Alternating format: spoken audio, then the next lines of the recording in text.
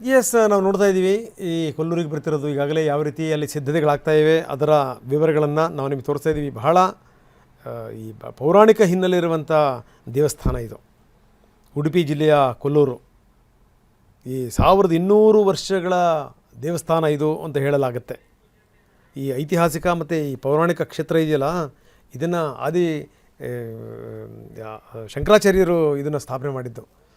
ಅದು ದೊಡ್ಡ ತಪಸ್ಸನ್ನು ಮಾಡಿಯವರು ಅಮ್ಮನವರು ಒಲಿದಂಥ ಸಂದರ್ಭದಲ್ಲಿ ಯಾವ ರೂಪದಲ್ಲಿರಬೇಕು ಅಂತ ಕೇಳಿದಂಥ ಸಂದರ್ಭದಲ್ಲಿ ಅಮ್ಮನವ್ರನ್ನೇ ಇಲ್ಲಿ ಕರ್ಕೊಂಬಂದು ಪ್ರತಿಷ್ಠಾಪನೆ ಮಾಡಿದರು ಅನ್ನುವಂಥದ್ದು. ಶ್ರೀಚಕ್ರದ ರೂಪದಲ್ಲಿ ತಾಯಿ ಇಲ್ಲಿ ನೆಲೆಸಿದ್ದಾಳೆ. ಇದು ಕೊಲ್ಲೂರು ಮೂಕಾಂಬಿಕೆಗೆ ಬಹಳ ದೊಡ್ಡ ಭಕ್ತಗಣ ಇದೆ. ದೊಡ್ಡ ಭಕ್ತಗಣ ತಮಿಳುನಾಡು, ಕೇರಳದಿಂದ ದೊಡ್ಡ ಸಂಖ್ಯೆಯಲ್ಲಿ ಜನ ಬರ್ತಾರೆ. ಕರ್ನಾಟಕದಲ್ಲಿ ಅತ್ಯಂತ ಹೆಚ್ಚು ಆದಾಯ ತಂದು ಕೊಡುವಂಥ ದೇವಸ್ಥಾನಗಳಲ್ಲಿ ಕೊಲ್ಲೂರು ಮೂಕಾಂಬಿಕಾ ದೇಗುಲ ಕೂಡ ಒಂದು. ಬನ್ನಿ, ನಮ್ಮ ಪ್ರತಿನಿಧಿ ಪ್ರಜ್ವಲ್ ನಮ್ಮದಿಗೆ ಈಗ ನೇರ ಸಂಪರ್ಕದಲ್ಲಿದ್ದಾರೆ. ಪ್ರಜ್ವಲ್, ನಾವು ನೋಡ್ತಾ ಇದ್ದೀವಿ ಇನ್ನು ಸ್ವಲ್ಪ ಹೊತ್ತಿಗೆ ಬರಬಹುದು ಅನ್ನುವಂಥ ಮಾತುಗಳು ಕೇಳಿ ಬರ್ತಾ ಇವೆ. ಅಲ್ಲಿನ ಸ್ಥಿತಿಗತಿಗಳು ಯಾವ ರೀತಿ ಇದೆ, ಬಂದೋಬಸ್ತ್ ಯಾವ ರೀತಿ ಇದೆ ಪ್ರಜ್ವಲ್?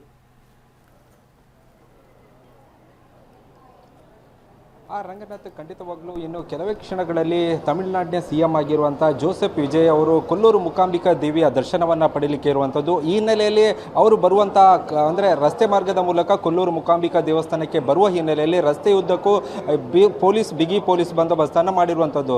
ನಿನ್ನೆ ಸಂಜೆಯ ವೇಳೆಯಲ್ಲಿ ಕರವೇ ಕಾರ್ಯಕರ್ತರು, ಅದೇ ರೀತಿ ಕರವೆಯ ಮುಖಂಡರು ಒಂದು ಘೋಷಣೆಯನ್ನು ಮಾಡಿದ್ರು. ವಿಜಯ್ ಬರುವ ಸಂದರ್ಭದಲ್ಲಿ ಕಪ್ಪು ಬಾವುಟವನ್ನು ಪ್ರದರ್ಶನ ಮಾಡ್ತೇವೆ ಎನ್ನುವ ನಿಟ್ಟಿನಲ್ಲಿ ಹೆಚ್ಚಿನ ಪೊಲೀಸನ್ನು ನಿಯೋಜನೆ ಮಾಡಿರುವಂಥದ್ದು.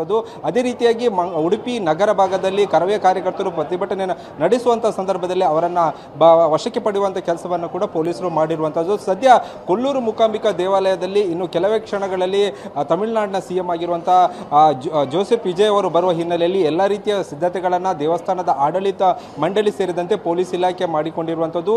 2 ಗಂಟೆಯ ತನಕ ಸಾರ್ವಜನಿಕ ಭಕ್ತರಿಗೆ ದೇವಿಯ ದರ್ಶನಕ್ಕೆ ಅವಕಾಶವನ್ನು ಮಾಡಲಾಗಿದೆ. ಮಧ್ಯಾಹ್ನದ ವೇಳೆ ಒಂದು ವಿಶ್ರಾಮ ಇರುತ್ತೆ. ಅದರ ಬಳಿಕ 3 ಗಂಟೆ ಸಂದರ್ಭದಲ್ಲಿ ವಿಜಯ್ ಅವರು ದೇವಿಯನ್ನ ದರ್ಶನವನ್ನು ಪಡೆಯಲಿರುವಂಥದ್ದು.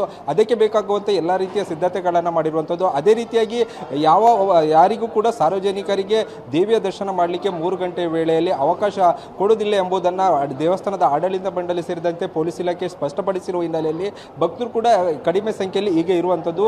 ಅನ್ನಛತ್ರದ ಬಳಿ ಹೆಚ್ಚಿನ ಭಕ್ತರಿರುವವರನ್ನು ವಾಪಸ್ ಕಳಿಸುವಂಥ ಕೆಲಸವನ್ನು ಪೊಲೀಸರು ಮಾಡ್ತಿರುವಂಥದ್ದು. ಸದ್ಯ ಎಲ್ಲ ರೀತಿಯ ಸಿದ್ಧತೆಗಳನ್ನು ಪೊಲೀಸ್ ಇಲಾಖೆ ಅದೇ ರೀತಿಯಾಗಿ ಜಿಲ್ಲಾಡಳಿತ ಮಾಡಿಕೊಂಡಿರುವಂಥದ್ದು. ರಂಗನಾಥ್, ಎಸ್, ಧನ್ಯವಾದ ತಮ್ಮೆಲ್ಲ ಮಾಹಿತಿಗೆ. ಈ ಇಡೀ ಪ್ರದೇಶ ಇದೆಯಲ್ಲ, ಇದು ನಯನ ಮನೋಹರವಾದಂಥ ಪ್ರದೇಶ ಇದು. ಅದು ನೋಡಿಬಿಟ್ರೆ ಸುತ್ತಮುತ್ತ ಎಲ್ಲಿ ನೋಡಿದರಲ್ಲಿ ಹಸಿರು,